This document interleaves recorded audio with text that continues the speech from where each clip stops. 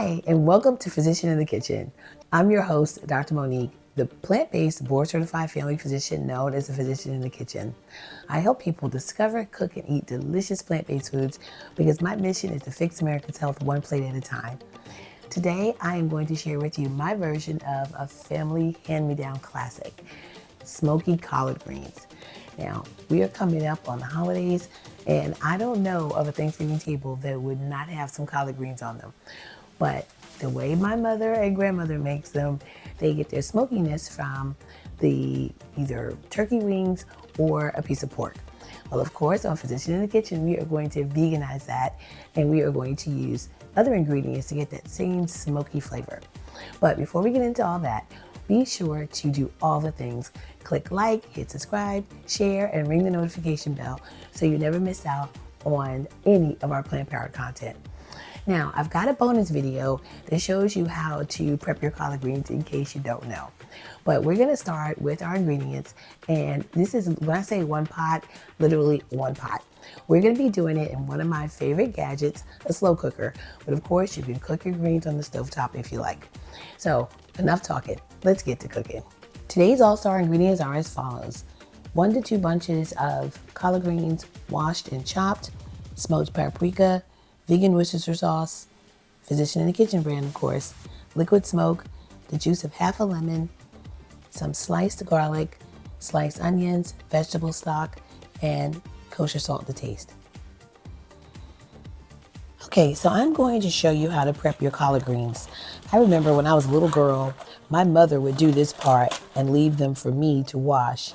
And if you know like I know, you had to wash them 3 times so that that water or your sink was not gritty when you were done. That meant your collard greens were clean.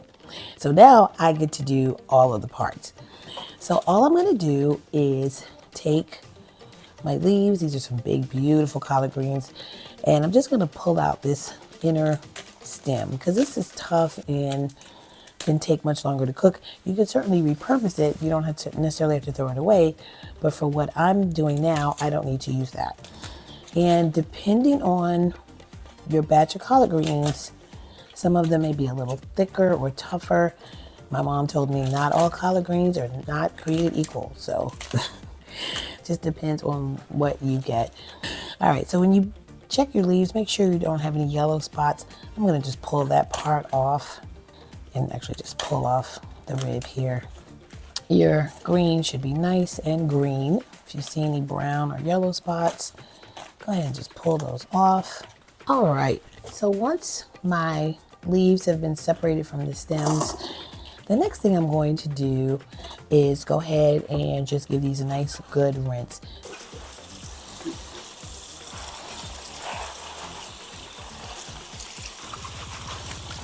Okay, so that's after one rinse. There's no grit in my sink, but I'm gonna go ahead and give these another quick rinse.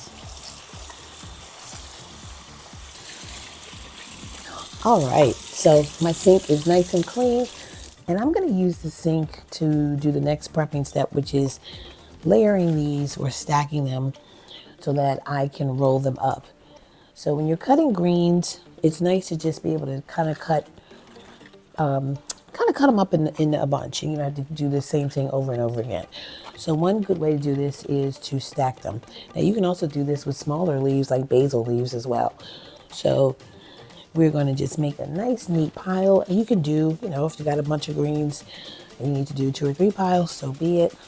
You just want to be able to work with it. So you don't want it so thick and big that you can't cut it, but you can make that judgment call. Now, if you're a little bit OCD like me, they don't have to line up perfectly. They don't have to be all in, the same direction.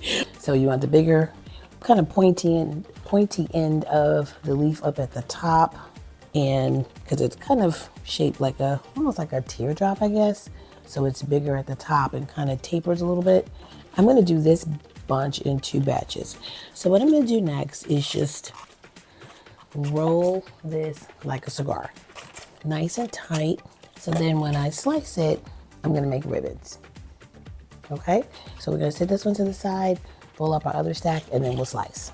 All right, so for this step, I love using my cleaver here. It's great for big, thick produce. Of course, it can be used for other things, but we are in a vegan kitchen, so we're using it for produce. What I'm going to do is, again, I've got my nice tightly rolled bunch of greens here, and I'm just going to cut them in about roughly 1-inch strips.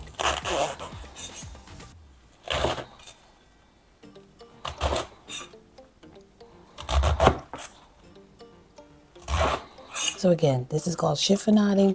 This technique can be used for any green that you want to cut up into nice symmetric even pieces. Now, because these are going to be long pieces, I take the extra step of going ahead and cutting it down the middle so that I don't have these really long pieces of collard greens. So now you can see these are more bite-sized. Okay, so this is my crock pot or slow cooker, and it's a little fancy. It's got a timer on it, and it also comes with this attachment that after several minutes, it actually will stir the greens for me. So that's kind of neat. So we're gonna go ahead and put everything in here and let it set it and forget it. So that's just the perfect amount of greens for this size pot. Now, if you've never cooked with collard greens before, you will find out that they wilt. So this may look like a lot, but by the time it's done, it's not gonna be this full. So I'm gonna go ahead and add in my onions. And in fact, I like to kind of tuck them, distribute them throughout the greens there. Same thing with the garlic.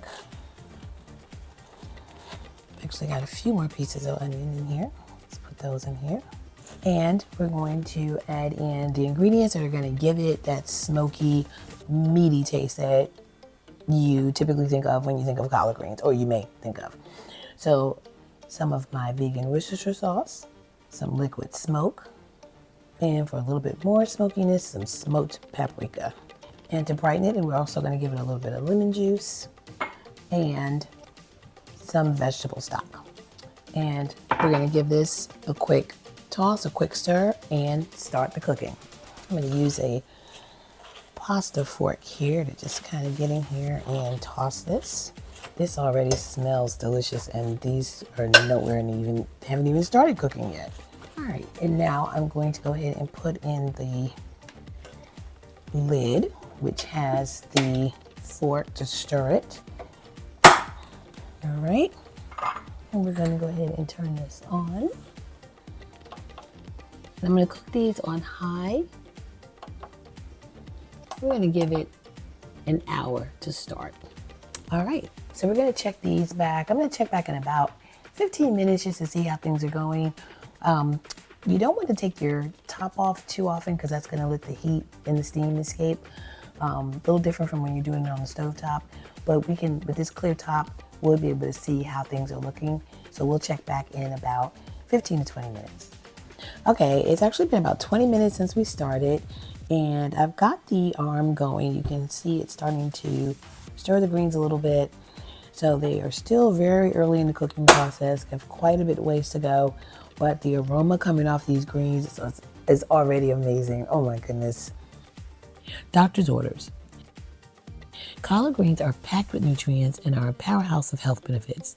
They belong to the mustard family, and this family includes other vegetables such as cabbage, kale, broccoli, cauliflower, and Brussels sprouts. These vegetables are known as cruciferous vegetables. Here are some of the health benefits of collard greens. Rich in antioxidants. Collard greens are high in antioxidants such as vitamin C, vitamin A, and others, which help fight oxidative stress and reduce inflammation in the body, potentially lowering the risk of chronic diseases. Supports bone health. Collard greens are an excellent source of vitamin K, providing over 700% of the daily recommended value in just 1 cup when cooked.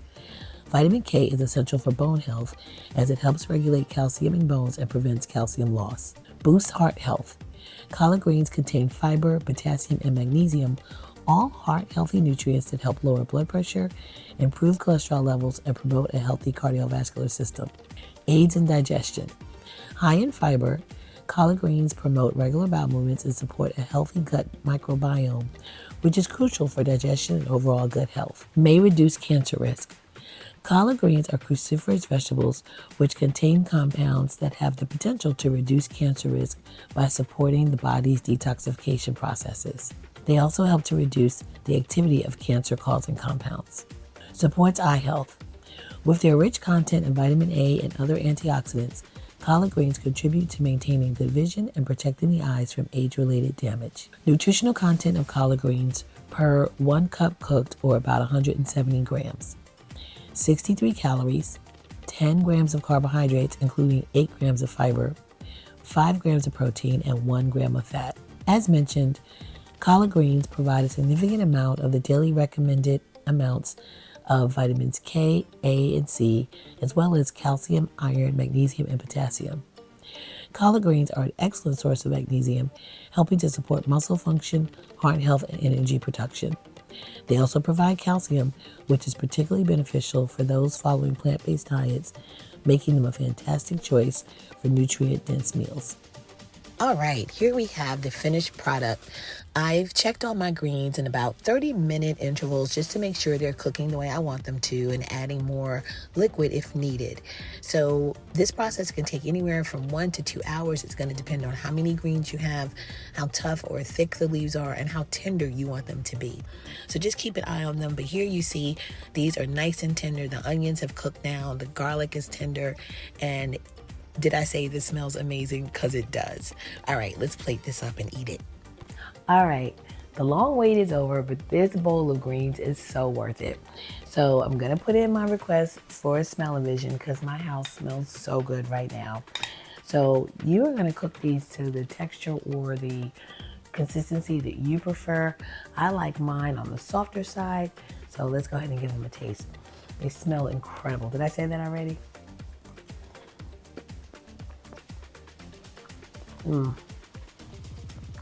This reminds me of my mother's greens. It's smoky, it's savory. The bits of onion and garlic in here. Oh my goodness. These would be welcome on any Thanksgiving table. And we did it without pork and we did it without poultry. So if you make these, please be sure to tag me at Physician in the Kitchen on all social media.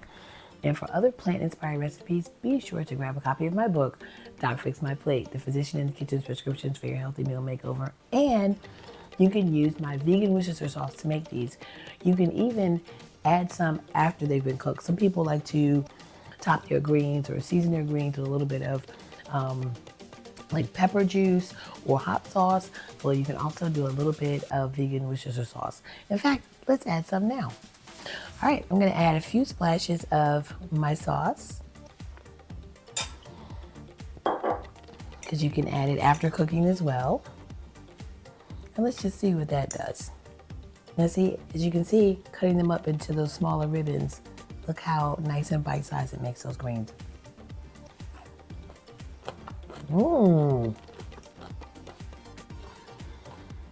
That hit of Worcestershire sauce bumps up the flavor even more. If that's even possible. I don't even understand it. Guys, this is so good. I've got to get into this. I got to get back to this bowl.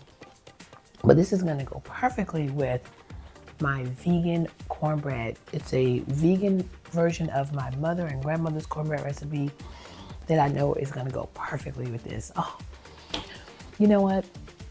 Because the holidays are upon us and sharing is caring, I'm going to throw in a bonus recipe for you and include the vegan cornbread.